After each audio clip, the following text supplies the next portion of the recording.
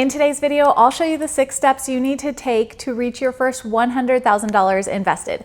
Each step is one that you can start taking action on immediately to accelerate the process. As you get started, remember that the first $100,000 is the hardest, but it gets so much easier to grow your wealth beyond that because of the amazing effects of compounding, which I'll show you what I mean later in this video when I share my screen with you as I run some numbers in this process.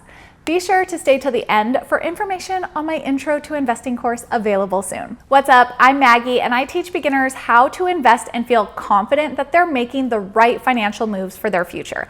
I'm a certified financial planner and have worked for some of the largest investment firms out there prior to starting my own company, Money with Maggie, where I now make investing accessible for everyone, not just those who are already wealthy. Now, let's get back to the video. Step 1 is to connect deeply to the reason you want to reach that first $100,000 milestone. The only way you'll be able to do the work necessary to reach that first $100,000 is to have a strong reason why behind this goal. What will it mean for you to see $100,000 in your account? Do you want to use that money for a specific purpose or to begin your path to financial independence? Perhaps create passive income. Whatever the reason is, dive deep into why you want it and what it'll mean for you when you reach this goal. Step number 2 is to review your budget. You'll do this to figure out your starting point of what you're able to save and set aside.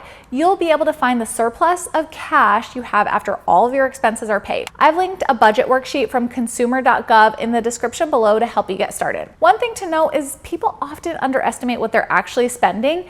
You can double check your past purchases and expenses from your credit cards or bank statements to make sure that you're actually being accurate with your spending. Once you know your surplus, you can move on to the next step.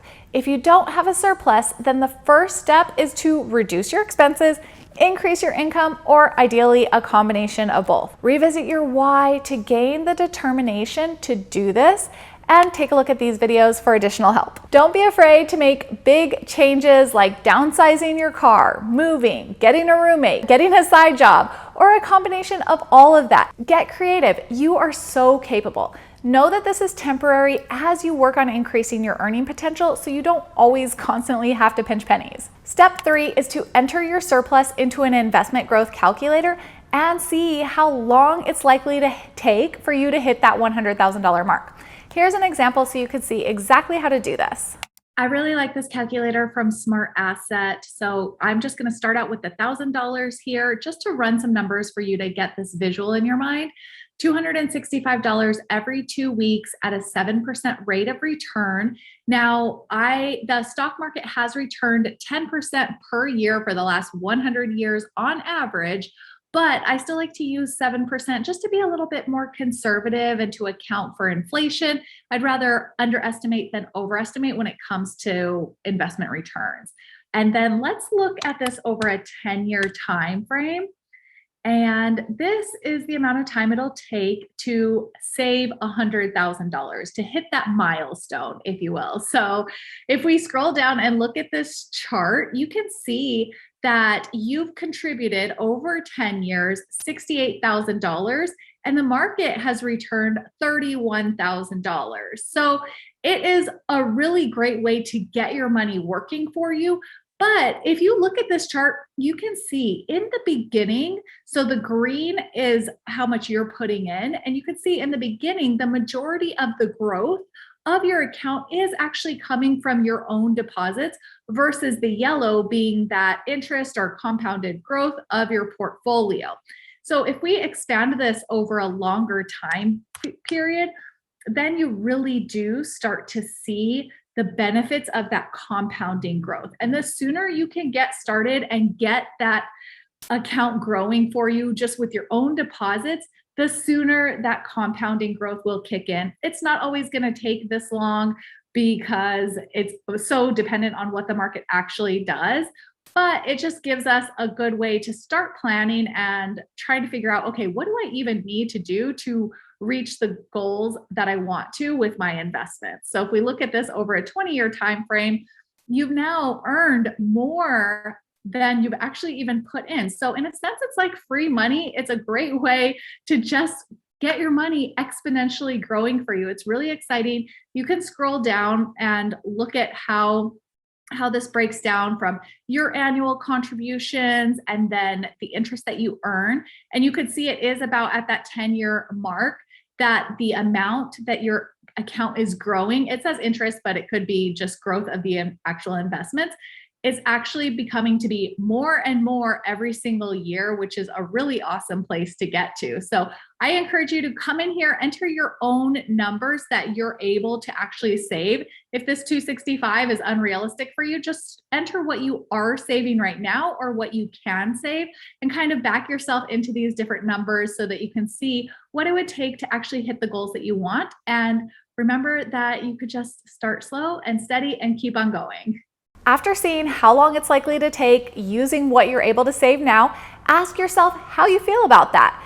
If you'd like to hit that goal faster, then revisit your why and tap back into your creativity and think through how you can work to increase what you're able to save and invest.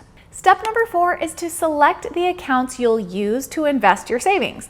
I recommend using both a brokerage account and a Roth IRA or your company's retirement plan if they offer one. If your surplus is large enough, you can max out your Roth by putting in $500 per month into that account and then invest any extra into the brokerage account. With your Roth, you can take out the deposits at any time without a penalty, but the earnings need to stay put until you're past 59 and a half. I wouldn't recommend you invest with the plan to take money out in the short term, but that is an option if truly needed. A brokerage account is best for investing in your pre-retirement goals, as you can take the money out at any time. You will need to pay tax on any gains, so keep that in mind. Step number 5 is to choose the investments for your account. I like to use a combination of 80% of what I'm able to invest in a few index funds and 20% into a couple stocks to add some growth potential. You can also use a robo-advisor to keep things really simple, and here's a video on how to do that. Step number 6 is to deposit money regularly into your accounts and buy your investments.